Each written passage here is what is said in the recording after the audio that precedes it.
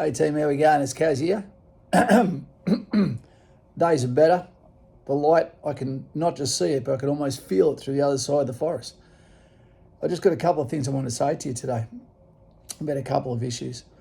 The update side of it, all right. So I've now been in here 15 days. It's been a long time. I didn't think I was ever going to get out of here at one stage. They weighed me yesterday. I've lost over 15 kilos. I'm probably going home today because, like they say, you will never get 100% better in hospital. You just won't. So we're going to try that, which means I get to go home and feel a little bit normal, get a bit of vitamin D, a little bit of miscellaneous exercise to work on the chicken legs that are now chicken ear legs. You know, there's salmonella running through them. Thank you to everyone that's been supporting me. It's been an absolute privilege to stay in this room. The views here are absolutely fantastic. You know, the only thing we didn't get, Blue Mountains over that way. The only thing we didn't get is some rain. That would have been nice to have sat there. This is the bed, the prison. Okay, I could probably got bed sores all over it like cornflakes. Okay? And some of the things I wanted to share with you now is the sadness of what's happening in Israel. Now, there is nothing to celebrate here, no matter what side of the coin you're on, no matter what your religion is, because this is not about religion. This is about opportunity for violence, and it's disgusting, absolutely disgusting. What we're seeing is a wholesale slaughter of innocent people. This is not something to celebrate. This is not about people coming face to face with soldiers and then winning a battle and then holding their weapons high like a grand final. That's not what happened. This is the isolation, the opportunity and the targeting of women, children and men, and it's going to get a lot worse.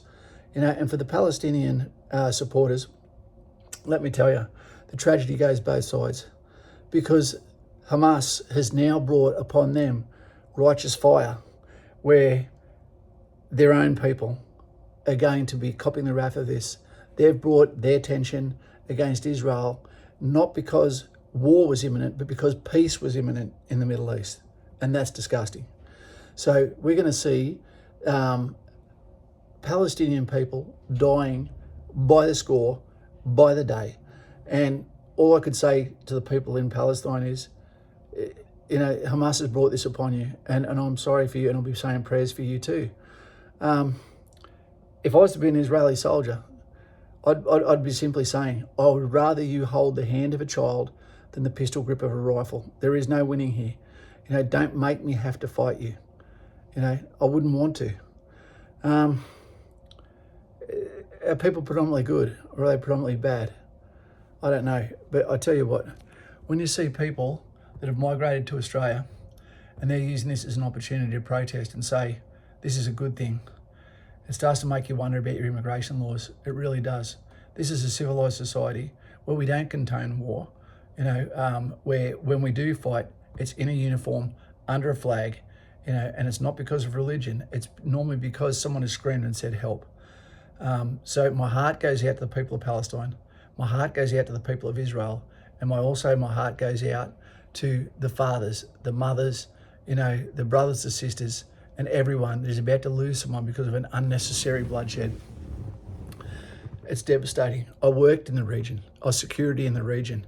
To all of the soldiers of El Gora, you know, on the Sinai Peninsula that are listening to this as it goes down, the heads of security that are run off their feet with their with the cordon of infantry soldiers around that barracks of nearly 2,000 plus people. It must be stand to permanently, wondering when are they going to get targeted. To those guys, stay safe. Don't get cocky. Don't try and make this a moment to grandstand. You know, keep your head down, you know, because there's going to be unexpected targets everywhere. To the soldiers of El Gora, to the Australians that are there, to the New Zealanders that are there, the Americans, the Colombians, the Fijians, and all of those others, please be safe. I'll be praying for you. And now we're going to push on quickly to the yes vote. I'm voting no. I'm voting no, and there's a reason for that. The reason I'm voting no is the population of Aboriginals in Australia, is below 4%. the representation at the moment of Aboriginals in government is already over 10%. When you go to any application or even the emergency room, there is special boxes every time for Aboriginal or Torres Strait Islanders. Okay, no one else gets that. No one else. Okay, they have a privilege in every single thing, including the fact that no one is allowed to scrutinise anything to do with the problems that happen within the Aboriginal community.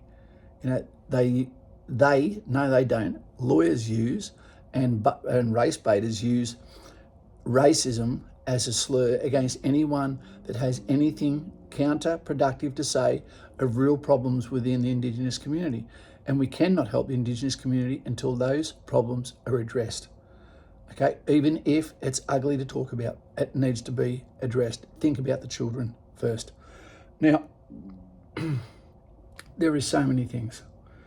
Where would you start?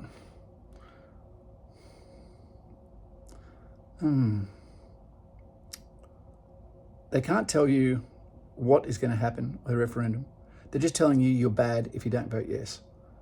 So I don't believe, and this is where I also feel for our Aboriginal brothers and sisters, let's stop separating each other.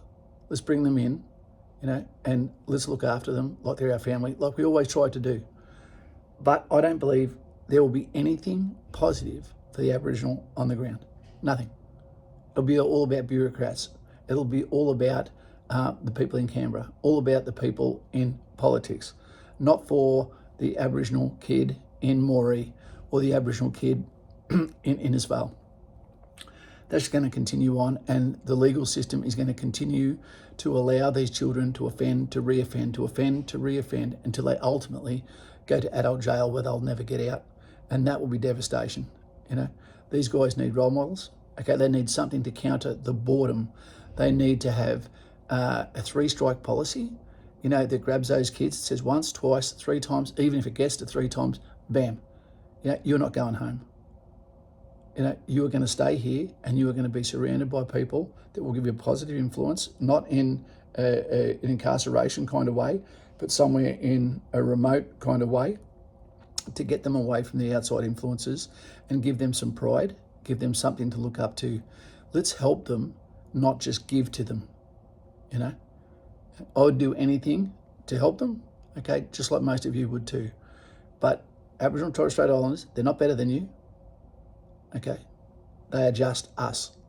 So stop giving handouts and give honest advice, honest assistance that doesn't always cost money. Come up with an answer to the problem, and let's bring them into our family, and stop separating cultures within Australia. Okay, I don't know. I'll be voting no, but that doesn't mean there's any slur behind that.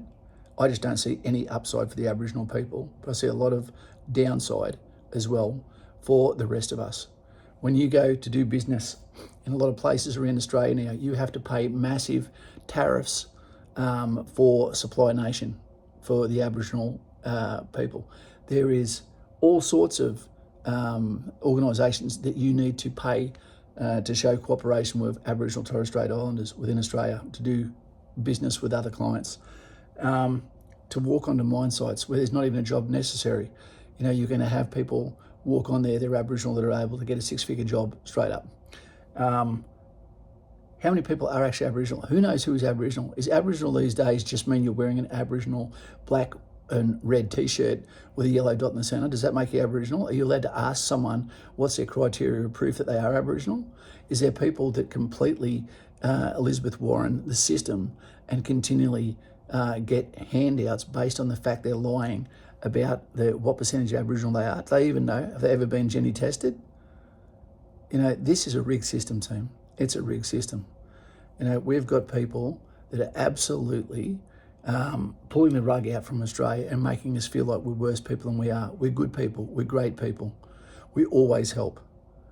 I'll be voting no, and I'm not trying to bring politics to you, but that's my reasons. I want us to be one Australia. That's what I want. One Australia. See you later.